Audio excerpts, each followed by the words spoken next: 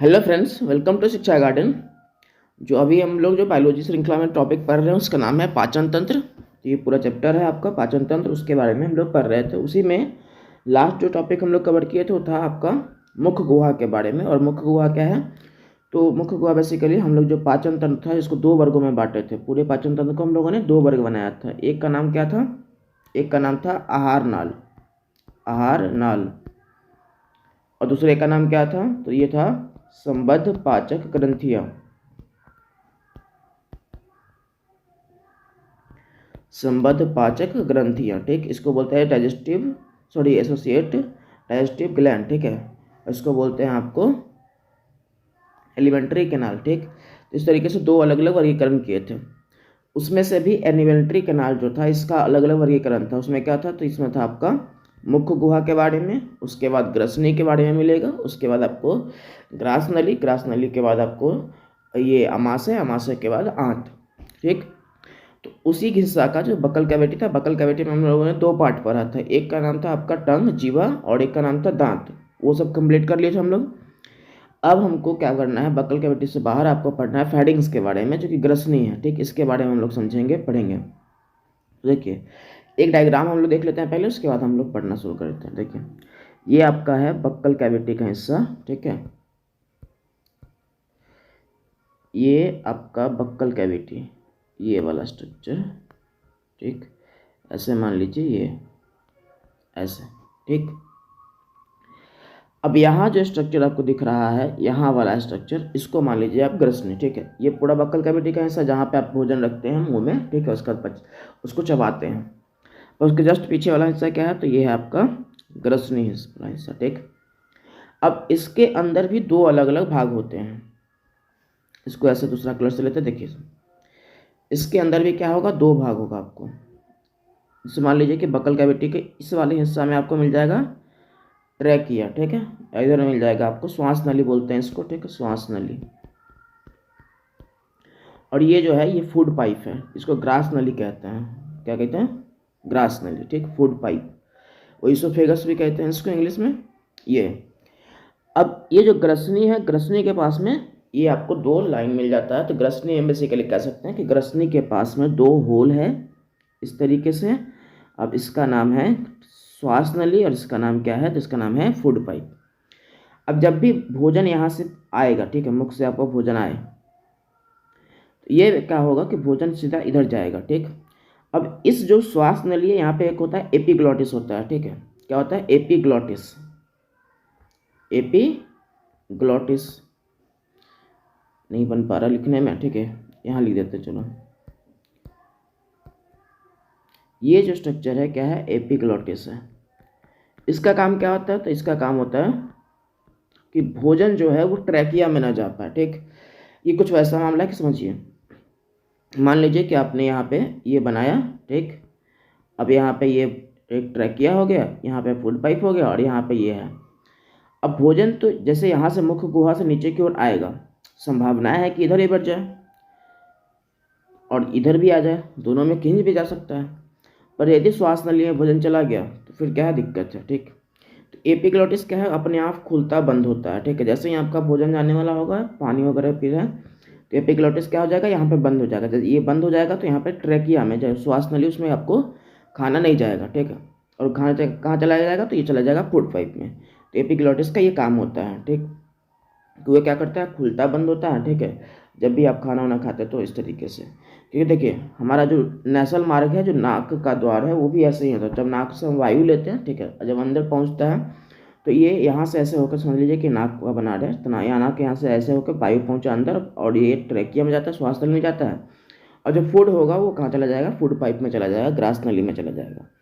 तो इस तरीके से पूरा बना हुआ। और इसमें यह कि जो खाना है वो श्वास नली में ना पहुंचे, इसलिए श्वास नली के द्वार पे क्या होता है? एपिग्लॉटिस होता है, एपिग्लॉटिस। और इस भाई साहब का काम क्या है कि ये भोजन को श्वास नली में जाने से रोकते हैं। ये ढक्कन की तरफ बेसिकली काम करता है कि जैसे ही यहाँ पे भोजन आया, ठीक, भोजन जैसे ही यहाँ पे आया तो क्या करेगा? इसके ऊपर लग जाएगा। जैसे ये मान लीजिए ये है, अब यहाँ पे ढक्कन की तरह लग गया। ठीक, और ये बंद कर देगा पूरा इसको। ठीक, और फिर जैसे ही भोजन चला गया फिर ये नॉर्मल हो जाएगा, फिर यहाँ से हट जाएगा और हटने के बाद फिर ये खाली रहेगा ताकि इसमें वायु प्रवेश कर सके, श्वास नली में फेफड़ा तक वायु पहुँच सके, ठीक है, लंग्स तक। इसी तरह से एपिग्लॉटिस काम करता है। जो देखते हैं आप इसको पढ़ते हैं। तो फैरिंग्स है, ग्रसनी है, ये और क्या है, यह मुख्य गुहा का पिछला भाग होता है, ये बात आपको लिखा हुआ है यहाँ पर, ठीक है। यह मुख्य गुहा का पिछला भाग होता है, तो जो बक्कल के गर्दन के आसपास का समझ लीजिए, ठीक है। वैसा इसमें दो छिद्र होते हैं, निगल द्वार एवं कंठ द्वार, ठीक है। ग्रास नली में खुलता है निगल द्वार एवं कंठ द्वार। निगल द्वार क्या है, जो ग्रास नली में खुलता है, यहाँ तक दो पार्ट हो गया। निगल द्वार ग्रास नली में खुलता है, कंठ द्वार पर एपिग्लॉटिस होता है, जो कि क्या करता है, भोजन को श्वास नली में जाने से रोकता है, तो ध्यान रखिएगा। आगे देखिए क्या है, एपिग्लॉटिस के बारे में एक तो स्पेलिंग थोड़ा सा मिस्टेक है, ट है वहाँ पे, ड नहीं मानिएगा, ठीक है। इसको ये ट है एपिग्लॉटिस, और बाकी आपको फिर आगे देखने को मिल जाएगा, तो तनाव नहीं लेना है। तो दो द्वार है, कौन सा, निगल द्वार और कंठ द्वार। और निगल द्वार क्या है, तो ग्रास नली पे लगा होता है, इसके माध्यम से भोजन वो ग्रास नली पहुँचता है। और कंठ द्वार क्या है, तो आपको जो श्वास नली वाला वो वाला हिस्सा पे आपको दिखेगा, ठीक है। और उसी में क्या होता है, तो एपिग्लॉटिस, एपिग्लॉटिस, एपिग्लॉटिस कहाँ पे है, तो ये श्वास नली वाले हिस्सा में पड़ता है, ठीक, एपिग्लॉटिस। इसका काम क्या है, तो ढक्कन की तरह काम करता है, जैसे ही भोजन होगा तो वो श्वास नली पे जाके बंद कर देगा उसको, ताकि भोजन श्वास नली में ना प्रवेश कर सके। इससे क्या होता है कि आप सुरक्षित रहते हैं। यदि प्रवेश कर गया तो फिर आपको बहुत दिक्कत होता है, ठीक है, लंबे समय तक यदि भोजन श्वास नली में प्रवेश हो जाता है। तो ये देखिए आगे, तो ग्रसनी समझ गए। ग्रसनी क्या है, तो ग्रसनी बेसिकली बक्कल कैविटी, मुख्य गुहा के पीछे का हिस्सा है। इसमें दो द्वार होते हैं, कंठ द्वार और निगल द्वार, ठीक। और कंठ द्वार जो है वो क्या होता है, श्वास नली वाले हिस्से पे मिलेगा, निगल द्वार आपको ग्रास नली पे मिलेगा, ठीक है, वैसा। अब अगला जो है आपका है वो है ग्रास नली, ठीक, इसको ओइसोफेगस कहते हैं, ओइसोफेगस, ध्यान रखिएगा, ग्रास नली, ओइसोफेगस। हाँ को बताया थे क्या कि एलिमेंट्री कैनाल का बहुत सारा पार्ट, उसमें से एक पार्ट था मुख्य गुहा, मुख्य गुहा के बाद ग्रसनी, ग्रसनी के बाद ग्रास नली, ग्रास नली के बाद अमाशय, अमाशय के बाद उसके आंत मिल जाएगा, ठीक। तो ये इसका क्या है, तीसरा पार्ट समझ लीजिए कि ग्रास नली क्या है, तो ये आहार नाल का तीसरा पार्ट है, इसी को कहते हैं ओइसोफेगस कहते हैं। इसकी लंबाई क्या है, तो बेसिकली देखिए, ऐसे मान लीजिए कि ये बक्कल कैविटी है, ठीक, ये यहाँ पे ग्रसनी आया, और ग्रसनी से नीचे जो ये पूरा लाइन होगा जो कि पूरा अमाशय तक पहुँचाएगा, ठीक है, ये, तो ये अमाशय हो गया, ये वाला क्या है, अमाशय है। तो यहाँ से यहाँ वाला जो स्ट्रक्चर आप देख रहे हैं, ये पूरा स्ट्रक्चर, इसको क्या कहते हैं, जिसको कहते हैं ओइसोफेगस या फूड पाइप कहते हैं, इसको फूड पाइप भी कहते हैं, फूड पाइप। तो गर्दन के पास से अमाशय तक, पेट तक जाने वाला जो पूरा एक पाइप है, जिसको फूड पाइप कहते हैं। इसमें क्या होता है, किसी में भोजन आपको पहुंचता है अमाशय तक इसी के माध्यम से, सी फूड पाइप के माध्यम से, ठीक। चलिए, तो यह क्या है, 10 से 12 इंच लंबा होता है, और यह भोजन को मुख्य गुहा से अमाशय तक ले जाता है, ठीक।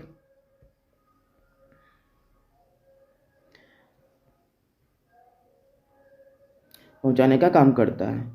इसके दीवार क्या है, पेशीय एवं संकुचनशील होती है। पेशीय एवं संकुचनशील का मतलब, यदि आप पढ़े होइएगा पीछे उत्तक वगैरह चैप्टर में, तो इसके बारे में कुछ आप जानते होइएगा, ठीक है। पेशीय का मतलब क्या है, जैसे मसल्स हो, ठीक है, मांसल संरचना हो, ठीक। तो ये बेसिकली क्या है, पूरा मांस से बना हुआ संरचना है, ठीक है। जैसे अब आप ये भी कह सकते हो कि बोन कोई है जो हार्ड संरचना होता है, उसके अंदर में भी होल हो तो वो पाइप की तरह काम करेगा, पर वो यहाँ पे उसकी बात नहीं होती है। यहाँ जो पूरा स्ट्रक्चर है वो मांस के स्वरूप में बना हुआ है, ठीक है, तो मांस का है, इसलिए पेशीय कहा गया, मस्क्यूलर है। संकुचनशील का मतलब होता है उसमें प्रक्रिया जो है वो दबने और फैलने की कंटिन्यूटी चलती रहती है, ठीक है। तो दबने और ये फैलने का प्रक्रिया चलता रहता है। ये कुछ वैसा मामला है जैसे किसी आप सांप को कभी देखे हो कि मेढक को खाया हुआ, तो उसका कुछ हिस्सा क्या रहेगा, फूला हुआ रहेगा, पेट का, शरीर का कुछ हिस्सा, और कुछ हिस्सा सिकुड़ा हुआ रहेगा। तो ये जो पूरी प्रक्रिया संकुचनशील प्रक्रिया जो है उसी तरीके की प्रक्रिया होती है। इसमें क्या होता है, फैलना सिकुड़ने का पूरा काम होते रहता है, जिसको बोलते हैं कॉन्ट्रैक्टाइल। तो किसी मतलब जहाँ पे भी ज़रूरत हो हमारे शरीर के अलग अलग हिस्सों में, तो वहाँ पे कॉन्ट्रैक्टाइल मसल होता है ताकि वो फैले और सिकुड़ो, ये पूरी प्रक्रिया चलते रहे, ठीक वैसा। इसमें कोई पाचन की क्रिया नहीं होता है, कह रहा है कि जो भोजन है पाचन की क्रिया नहीं होता है। पाचन का जो पहला द्वार था वो कहाँ था, मुख गुहा के पास था, ठीक।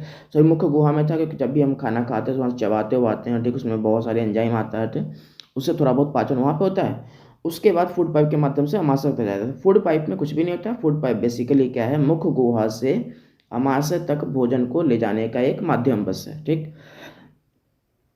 इसमें कोई पाचन नहीं। इसमें क्रमाकुंचन की क्रिया के द्वारा अमाशय तक भोजन पहुंचता है। क्रमाकुंचन की क्रिया क्या होता है, ठीक, पेरिस्टालसिस बोलते हैं। तो इस क्रिया द्वारा क्या होगा, भोजन अमाशय तक पहुंचेगा।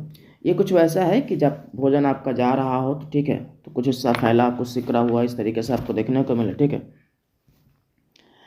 तो जिसमें भोजन के जाने के दौरान उसके पूरे जो मसल्स प्लस संरचना है किसका, ग्रास नली का, उसमें कुछ हिस्सों का फैला हुआ होना, कुछ हिस्सों का सिकुड़ा हुआ होना, ठीक है। इस पूरी प्रक्रिया को क्या कहते हैं, क्रमाकुंचन कहते हैं। जो फैलने और सिकुड़ने का काम है वो संकुचनशील कहलाता है। संकुचनशील बेसिकली क्या है, तो उसमें वो जो मसल्स होगा उसका एक गुण है वैसा संकुचनशील वाला गुण, ठीक है। पर ये जो पूरी प्रक्रिया जिसके माध्यम से भोजन वहाँ तक पहुँचता है उसको क्रमाकुंचन कहते हैं। उसमें से क्या होता है कि जिस भाग में भोजन रहेगा वो वाला फैला हुआ, कुछ सिकुड़ा हुआ, इस तरीके से करते हुए चला जाता है, ठीक वैसा। तो ये अगला है आपका नेक्स्ट, इसमें हो गया क्रमाकुंचन की क्रिया द्वारा भोजन अमाशय तक पहुंचता है। नेक्स्ट टॉपिक जो है आपका वो है अमाशय। अब इसको समझते हैं, देखिए क्या है। तो यह उदर गुहा के बाईं ओर स्थित होता है। एक तो और ध्यान रखिएगा कि जहाँ पे भी गुहा आएगा, ठीक है, कैविटी जहाँ पे भी आएगा, कैविटी, तो मान के चलना है कि मानव शरीर का जो हिस्सा, जो खाली हिस्सा है, जैसे आप मानव शरीर को बना पाते हैं, ठीक है। चलिए एक प्रयास करा जाए।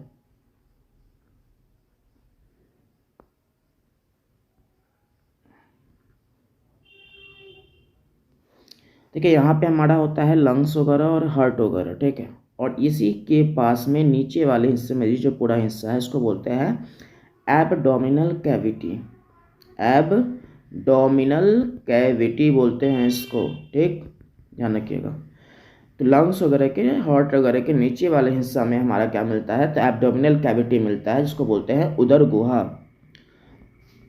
तो कहने का मतलब ये कि कोई भी जगह जो खाली हो और उसमें उस फंक्शन से जुड़ा हुआ कोई अंग वगैरह लगा होता है तो उसको एक साथ के नाम देते हैं कि उदर गुहा में ये जगह, ये चीज़ें स्थित है, ठीक वैसा।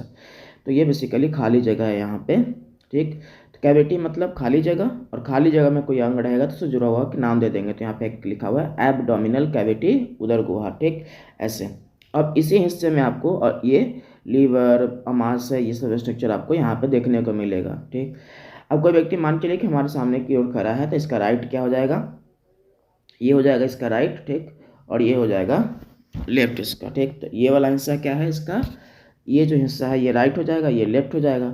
और इसी के आधार पे हम लोग अभी देखें कि कोई यहाँ पे कहा जाएगा कि राइट में ये होता है, लेफ्ट में ये होता है, इस तरीके से बातचीत, ठीक। चलिए देखते हैं। तो यह उदर गुहा के बाईं ओर स्थित होता है। उदर गुहा के बाईं ओर स्थित होने का मतलब क्या कि इस तरीके से आपका ये स्ट्रक्चर हो गया मानव का, ठीक। और इसी में ये, और इसी में ये वाला स्ट्रक्चर जहाँ पे क्या हो जाएगा, यहाँ पे हो जाएगा एब्डोमिनल कैविटी, ठीक है। अब मान लीजिए कि यहाँ से फूड पाइप आ रहा है, ठीक, यहाँ से फूड पाइप आ रहा है जो कि ग्रास नली इसको कहते थे, और ये यहाँ पे ऐसे बना हुआ होगा, ठीक है ऐसे। और ये आगे जाकर जुड़ेगा किससे, तो ये जुड़ेगा छोटी आंत से, ठीक है, अमाशय। तो इतना वाला जो हिस्सा है ये दिख रहा है, इतना वाला हिस्सा इसको बोलते हैं अमाशय, ठीक, अमाशय, सॉरी, इसको बोलते हैं स्टमक अमाशय। तो यहाँ से मुख्य गुहा से भोजन आ रहा था, फिर ग्रसनी के पास आया, ग्रसनी से फिर कहाँ आया, तो फूड पाइप में आया, फूड पाइप से फिर अमाशय में, और ये अमाशय से फिर ये जुड़ जाएगा छोटी आंत के साथ, ठीक। और उसके बाद बड़ी आंत, बड़ी आंत के फिर, ठीक है। मान लीजिए कि व्यक्ति आपके तरफ, जब आप मोबाइल को देख रहे होंगे, ये वीडियो को देख रहे होंगे, तो आपके तरफ मुंह करके खड़ा है। और जब व्यक्ति आपके तरफ मुंह करके खड़ा है तो इसका जो राइट वाला हिस्सा होगा ये हो जाएगा और लेफ्ट वाला हिस्सा ये हो जाएगा। और देख पा रहे हैं कि यहाँ पे इसका क्या है कि इसका ये वाला हिस्सा है, ये जो अमाशय है वो बाईं ओर आपको दिख रहा होगा। ठीक, यहाँ पे लिवर वगैरह होता है, तो इस तरीके से आपको जम जाता है। ठीक, चलिए देखते हैं आगे। तो यह प्रोटीन के पाचन का मुख्य स्थान होता है और यह भोजन का भंडारण करता है तथा पचाने का कार्य करता है। ये सब काम इसका है। पहला ये कि पहला मुख्य वहाँ में भोजन जाएगा, फिर वहाँ से पचेगा, उसका थोड़ा बहुत उसका पाचन होगा। ठीक, उसका फिर ग्रसनी से फिर ग्रास नली के माध्यम से कहाँ तक पहुँचेगा, अमाशय तक। और अमाशय में इसका अमाशय और आंत जो मेन पाचन होता है अमाशय और छोटी आंतों में अधिक मात्रा में इसका होता है। ठीक, तो आगे आपका है यह भोजन का भंडारण करता है तथा पचाने का कार्य करता है। पूरी इसकी लंबाई कितना है, तो ये लंबाई है 30 सेंटीमीटर, इसका पूरा लंबाई है। अब कह रहा है कि इसके 3 भाग होते हैं। ठीक, ये जो पूरा अमाशय आप देख रहे हैं इसके 3 भाग होते हैं। एक का नाम है कार्डियक, जठरगम बोलते हैं। ठीक है, दूसरे का नाम क्या है, तो इसका दूसरे का नाम है फंडिक और तीसरे का नाम है पाइलोडिक। ठीक है, तो एक का नाम कार्डियक, दूसरे का नाम फंडिक और तीसरे का नाम है पाइलोडिक।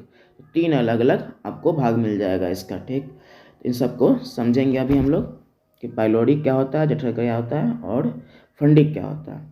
अब देखिए नीचे में इमेज देख लीजिए, इसमें सबसे ऊपरी वाला हिस्सा क्या कहला रहा है, सबसे ऊपरी वाला हिस्सा कहला रहा है आपको कार्डियक।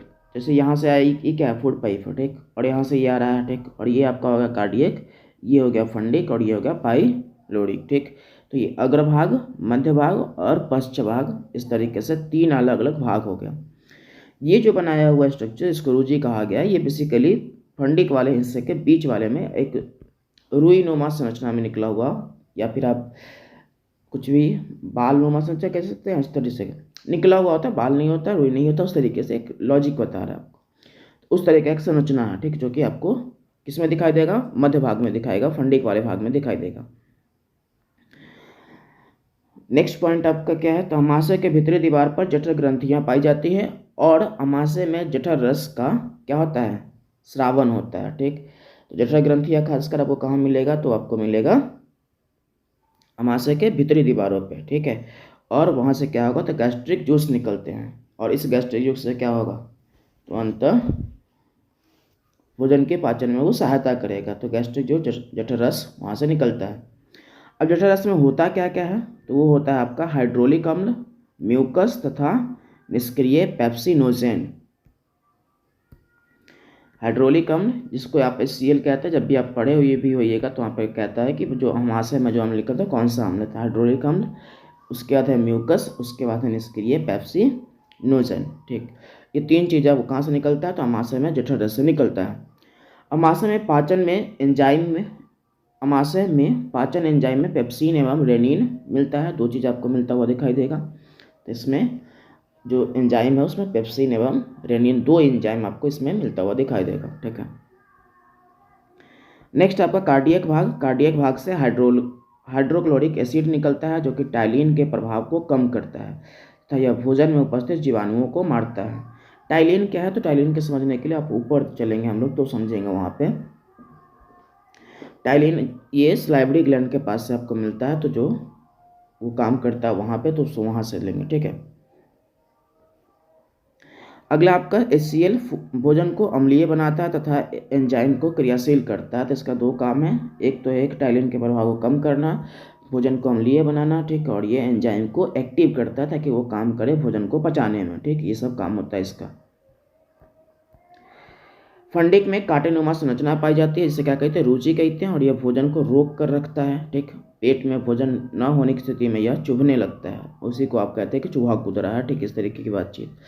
फंडिक में कांटेनुमा संरचना पाई जाती है, इसे क्या कहते हैं, रुचि कहते हैं, और यह भोजन को रोक कर रखता है, कुछ समय तक वहाँ पे रोक के रखेगा। ठीक, ये जब ये नहीं होगा पेट में भोजन, तो ठीक, तो वो चूहा के रूप में लगेगा कि कूद रहा है इस तरीके से, तो कहते हैं कि चुभने लग रहा है। तो म्यूकस जठर रस के अम्लीय प्रभाव को कम करता है, अमाशय की रक्षा करता है। ठीक, अब कभी कभी ये भी हो जाए कि ज़्यादा यदि अम्ल हो जाए तो फिर दिक्कत है। ठीक, तो म्यूकस का काम क्या है कि इसको कम करना है, हाइड्रोक्लोरिक अम्ल को कभी कभी कम करना है, तो इसके लिए काम आता है इसका। ठीक, तो आप ये सब समझ लिए।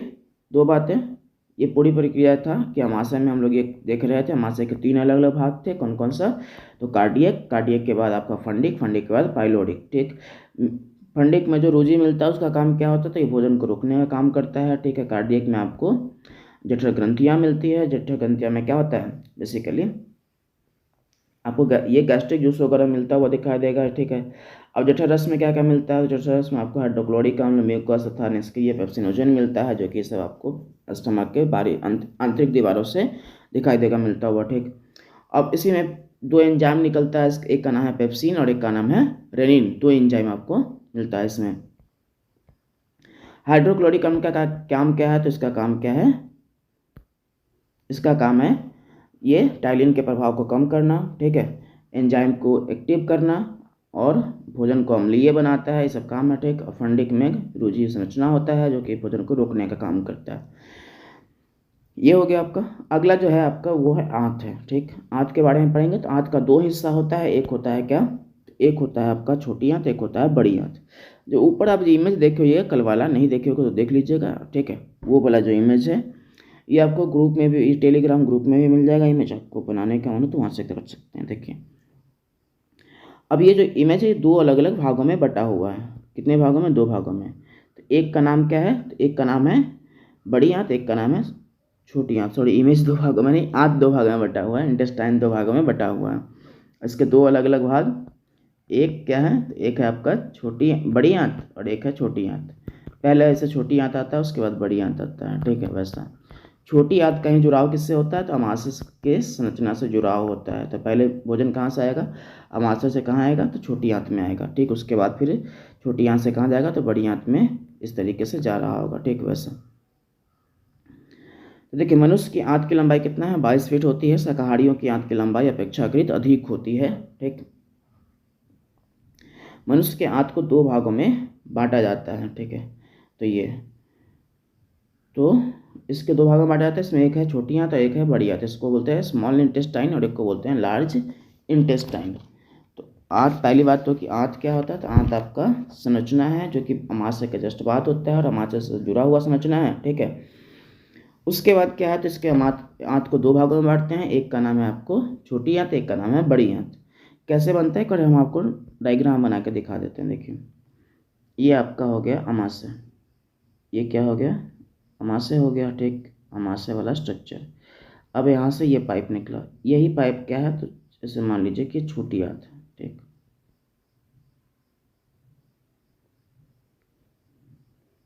ठीक, अब ये जुड़ा होगा किससे, तो ये जुड़ा होगा बड़ी आंत से।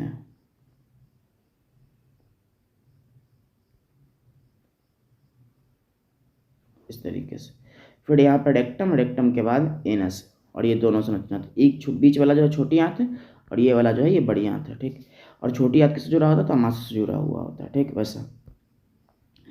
अब अपने को पढ़ना है छोटी आंत के बारे में, स्मॉल इंटेस्टाइन के बारे में। इसके तीन भाग होते हैं, एक का नाम है डिओडेनम, एक का नाम है जेजुनम और तीसरे का नाम है इलियम। तो डिओडेनम, जेजुनम और इलियम। ठीक, तीन संरचना है, डिओडेनम, जेजुनम और इलियम। छोटी आंत में तीन संरचना और ये तीनों संरचना आपको, और ये किससे जुड़ा होता है, तो ये यहाँ पे लिखा हुआ है कि स्टमक है, नीचे में डिओडेनम और ये इस सब डायग्राम देख लेते हैं। ठीक है, देखिए, ये ऊपर में था स्टमक, आपको जो हमें इमेज आपको खुद ही बना के दिखा है वो वाला। उसके बाद क्या आएगा, डिओडेनम आएगा, जेजुनम आएगा और फिर इलियम आएगा।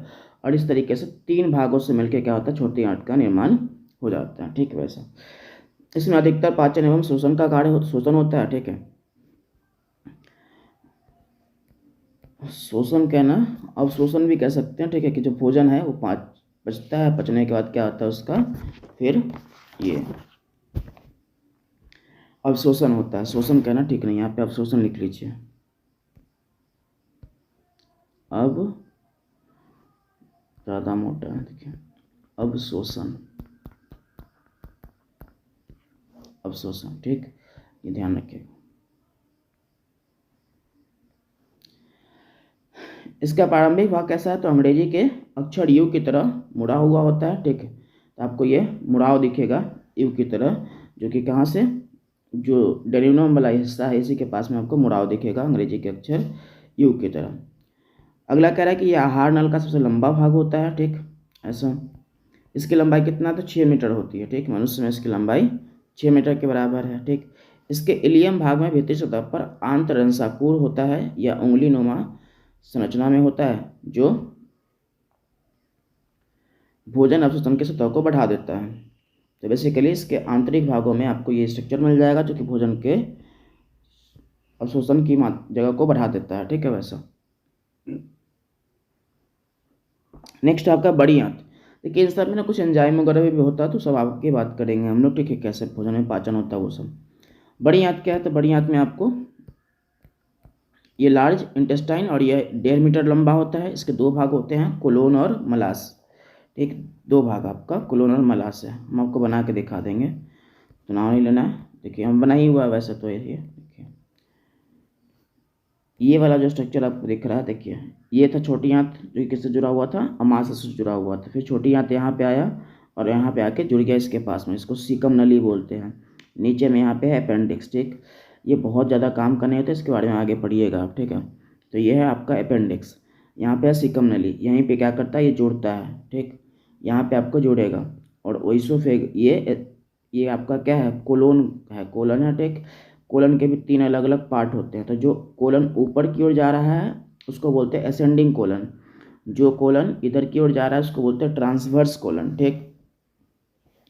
और जो कोलन कहाँ जा रहा होता है, इधर की ओर जा रहा है, ठीक, नीचे की ओर आ रहा है, जो कि रेक्टम की ओर आ रहा था उसको बोलते हैं डिसेंडिंग कोलन, ठीक। तो 3 भाग आपका, और इसका एक भाग यहाँ पे क्या है, रेक्टम है। तो बड़ी आंत का 2 भाग, कौन कौन सा, तो एक कोलन और कोलन के भी 3 भाग, और एक आपका रेक्टम।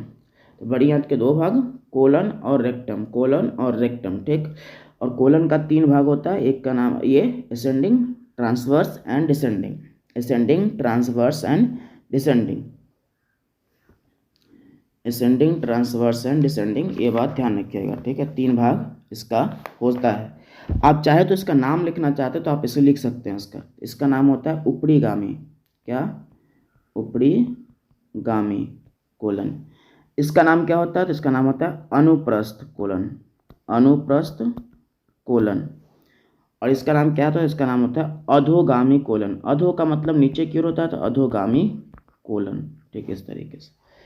तो आपको 3 नाम कह रहे कि इन सब में एग्जाम अगर आपको नहीं मिलेगा, रेक्टम हो गया, रेक्टम में मलाशय, मलाशय के बाद फिर आपको धीरे धीरे ये एनस, ये नीचे में आपका एनस आ जाएगा और आपका बेस्ट प्रोडक्ट जो है निकल जाता है बाहर, इस तरीके से।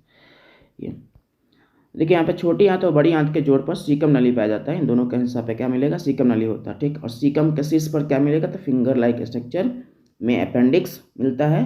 और यह एक अवशेषी अंग है, क्या है, अवशेषी अंग। आपने सुना भी होगा कि अपेंडिक्स का ऑपरेशन हुआ है, तो इस तरह की बातचीत, ठीक है। तो यहाँ पे क्या है, सीकम नली में आपको फिंगर लाइक स्ट्रक्चर में ये जो है अवशेषी अंग जो को आप देखे थे, ठीक है। और जो पहली बार आप इमेज देखे होइएगा तो उसमें भी लिखा हुआ था ये बातें। अपेंडिक्स आपको इस तरीके से मिल जाएगा, ठीक। इसको बोलते हैं वेस्टिजल ऑर्गन्स बोलते हैं। वेस्टिजल ऑर्गन का मतलब ये होता है कि वैसा ऑर्गन जिसका बहुत काम हमारे शरीर में होता नहीं है, ठीक।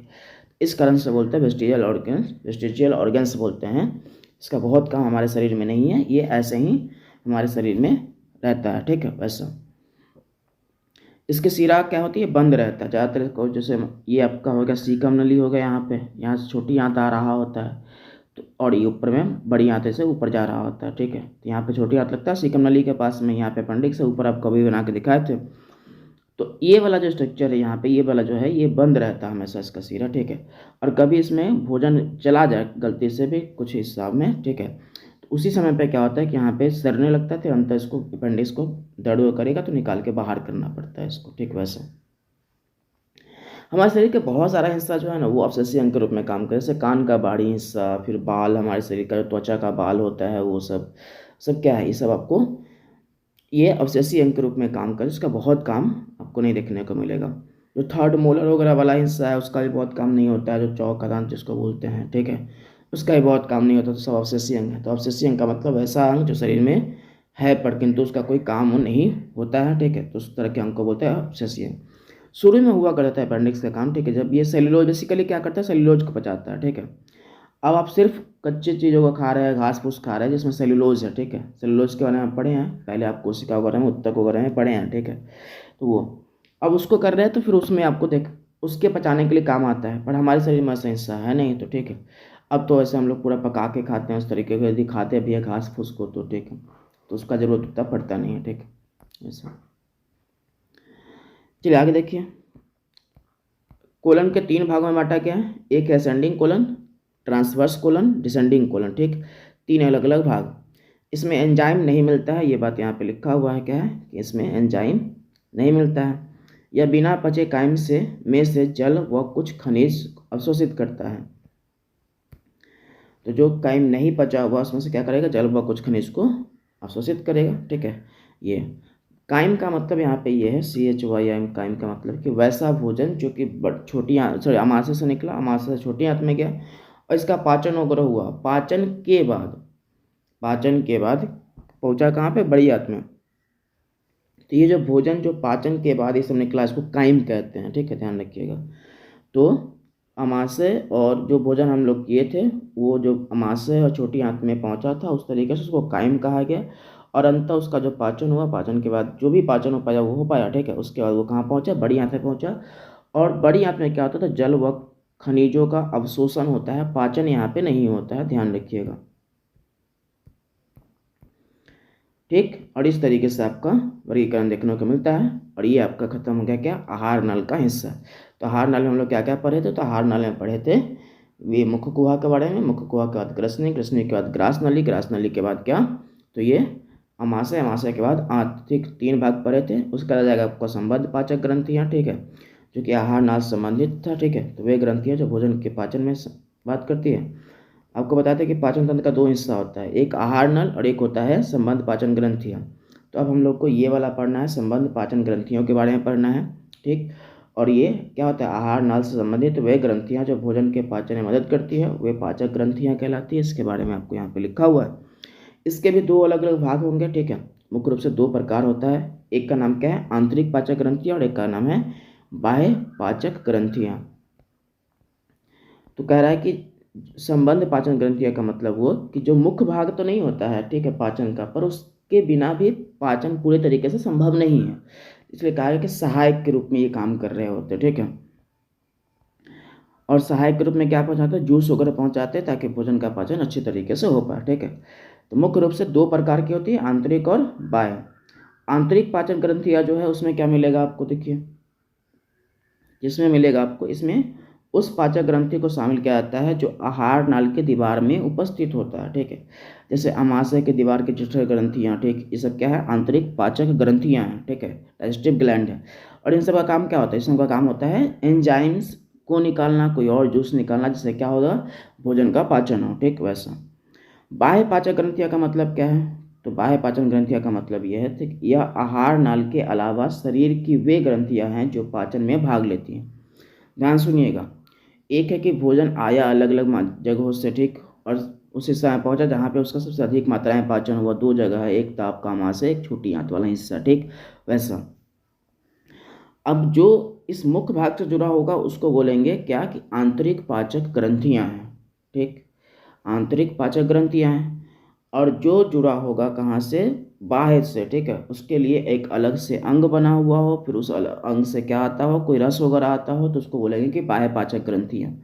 एग्जाम्पल के तौर पर मान लीजिए कि आपको ये अमाशय है, हम एक स्ट्रक्चर बनाते हैं ह्यूमन के चेस्ट से लेकर नीचे वाला हिस्सा का, ठीक। वैसा अब यहाँ से फूड पाइप आ रहा था, ठीक, फूड पाइप के बाद आया यहाँ पे, ठीक, अमाशय बन गया आपका, ठीक। अब अमाशय में क्या निकल रहा था, गैस्ट्रिक जूस निकल रहा था, जठर रस निकल रहा था, ठीक, जठर रस। और इसमें क्या क्या है, तो म्यूकस है आपका, हाइड्रोक्लोरिक अम्ल है, ये सब है।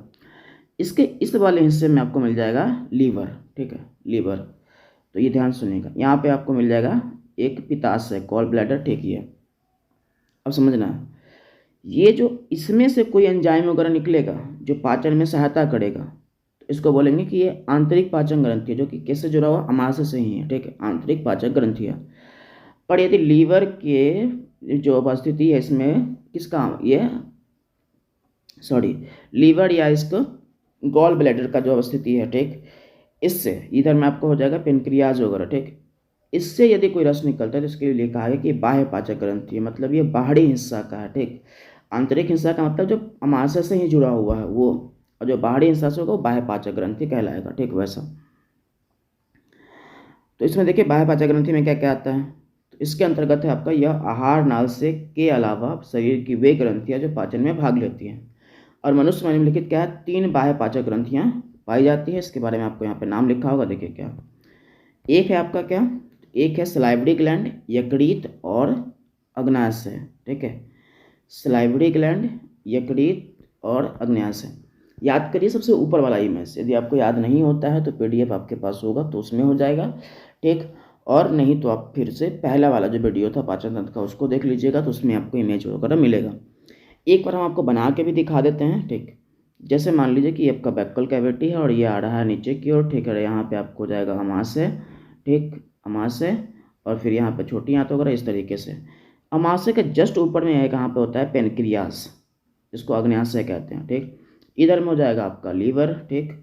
और यहाँ पे हो जाता है आपको सलाइवरी ग्लैंड, जिससे सलाइवा निकलता है, जो कि आपको मुख गुहा के अंदर में भोजन को चिपचिपा बनाने का काम करता है, ठीक।